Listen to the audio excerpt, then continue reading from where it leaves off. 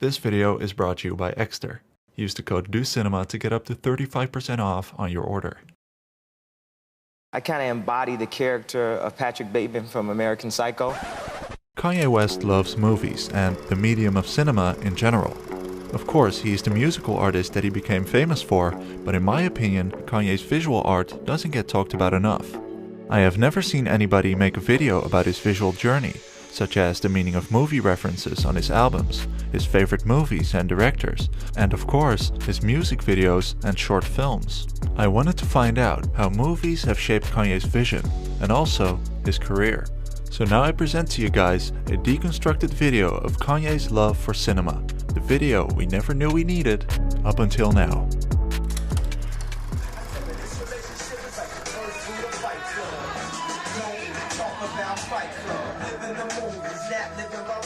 Kanye released this song in 2005 titled Livin' in a Movie, with the main purpose to name drop as many movies as possible. I don't think there's a single musical artist out there that talks so much about movies. He has mentioned over 120 movies in all of his music. Somebody literally took the time to count them all. But let's have a look at the most influential pieces of cinema to Kanye's career. If we go back in time and check out Kanye's biggest hit in the earlier days, which is of course Stronger. The music video resembles the hospital scene of the movie Akira. He started wearing red outfits even recently for the Donda release party. But the real question is, why? Kanye almost died in a tragical car crash in 2002, just like the main character in Akira, who tries to escape from the hospital and gets incredible superpowers, turning into an unstoppable force, saving the city from corruption, and in the end, enters a new universe. Yeah,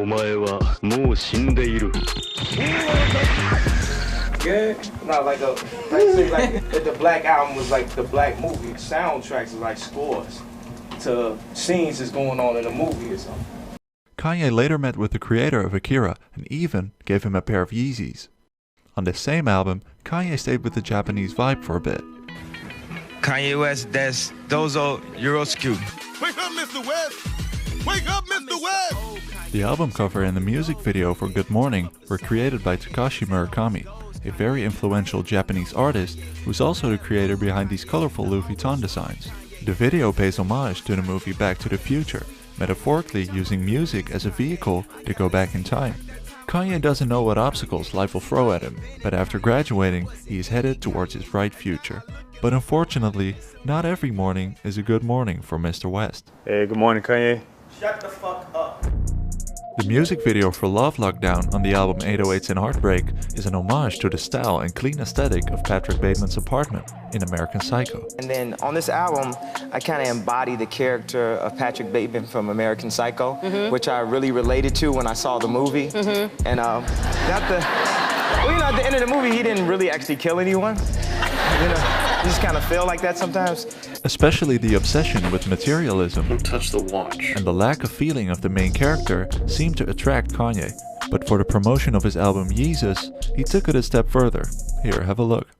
Hey, do you like Kanye West? Kanye's decided to release this, Yeezus, the most exciting record so far. The song's so catchy, most people probably don't listen to the lyrics. It's also a personal statement about the band itself. Hey, Paul!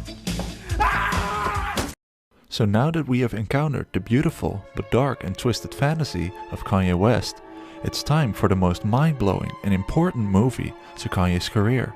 But it's also the weirdest. Let me introduce you to The Holy Mountain. The themes of this movie turned into a recurring motif in Kanye's work and essentially inspired 3 albums. But before we can find out how, we need to know what this movie is about. A Jesus-looking character wakes up one day. People are treating him as a bum, until he meets a mystical guide that tells him about the Holy Mountain, a place where you can obtain immortality.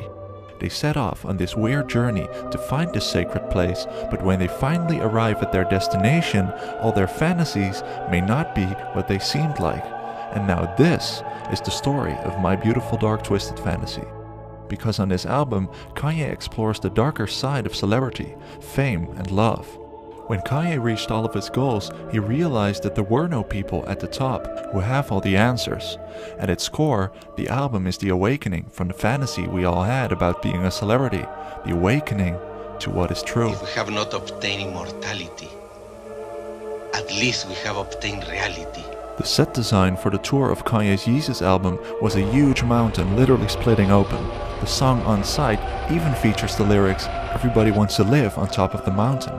But at the end of the movie, it was all a fantasy, and a camera zooms out, revealing the human-made construct behind it. Goodbye to the holy mountain. Real life awaits us.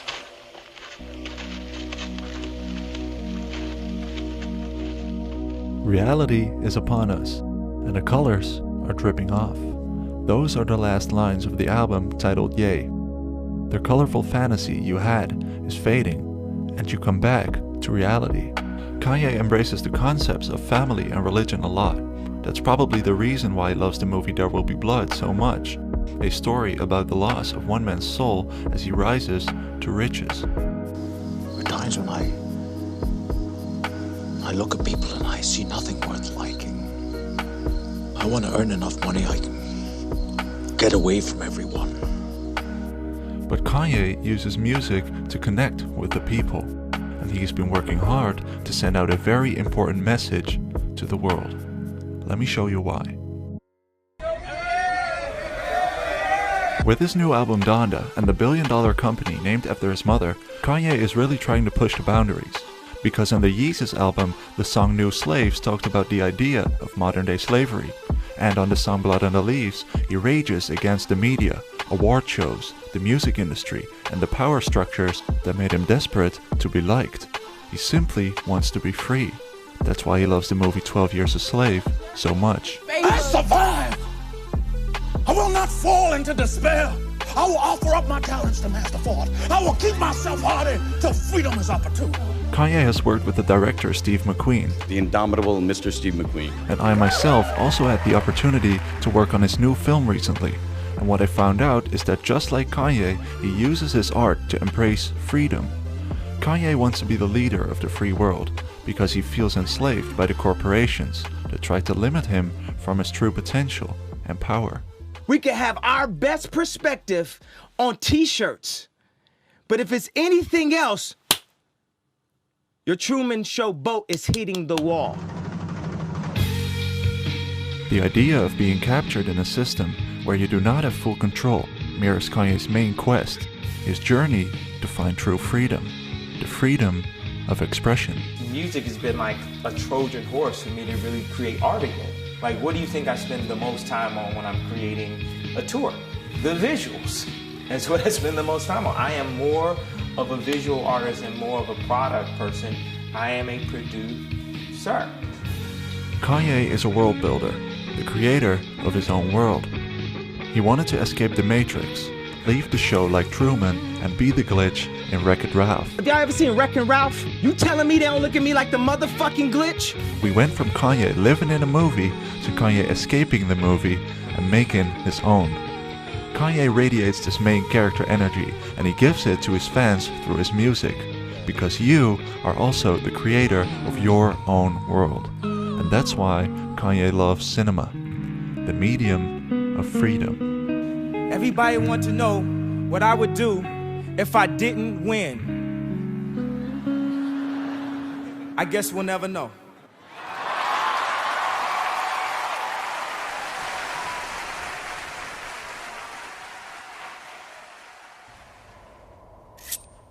New card. What do you think? Oh, very nice. Look at that. Good coloring. That's space grade. Aluminum. I decided to team up with my friends at Extra because they are based in Holland, where I'm from, and they got some pretty sleek looking wallets for you guys at a discount. They have created this minimalistic looking design which holds up to 15 cards that you can access at a click of a button. Let's have a quick look at their products up close. First, we have their signature aluminum card holder made of space grade aluminum, and to be honest, I could see James Bond pulling this one when paying for his vodka martini. They have this in 14 different colors and patterns, and even a few carbon fiber ones. You can also store your cash in the back because of the elastic band wrapped around it with an aluminum backplate. Or you can add this solar powered tracking device, which is connected to a worldwide lost and found network that lets you track the wallet location from your smartphone. You really gotta do your best if you want to lose it again. And last but not least, we have this more classy Italian design made of environmentally friendly leather. It has a little bit more space than the other one because of the extra pocket, and the tracking card can be stored on the back as well. You can get all of this and more at a 25% discount with the code DUCINEMA because it's Black Friday, and I think it's a pretty cool Christmas present as well. So now, let's see Paul Allen's wallet.